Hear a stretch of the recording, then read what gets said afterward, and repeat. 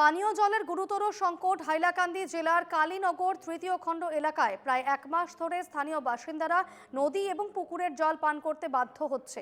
পানীয় জলের দাবিতে অবশেষে বিক্ষোভ স্থানীয়দের। এলাকার বাসিন্দারা সমবেত হয়ে জনস্বাস্থ্য কারিগরি বিভাগের বিরুদ্ধে তুমুল বিক্ষোভ দেখান। বিক্ষোভে সরকার এবং জনস্বাস্থ্য কারিগরি বিভাগের বিরুদ্ধে স্লোগান ওঠে। অভিযোগ, নদী থেকে জল তুলে সরবরাহের জন্য একটি বার্জার বসানো হয়েছিল। সম্প্রতি বার্জারটি নদীর বাড়তি জলে ডুবে গেছে, ফলে বন্ধ হয়েছে জল সরবরাহ।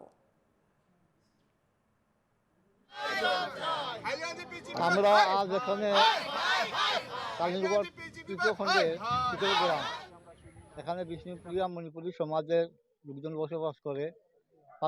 পার্শ্ববর্তী অঞ্চলে আমরা বাঙালি হিন্দুরা বসবাস করি।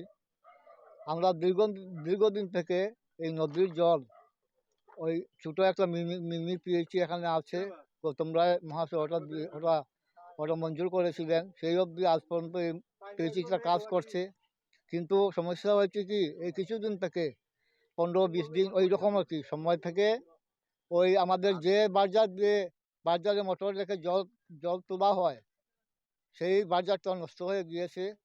অনেক দিন হয়ে গেছে, পুরনো হয়ে গিয়েছে এবং টুটাফাটা হয়ে গিয়েছে। তাই বর্ষার সময় নদীতে জল বেড়েছে এবং তুফান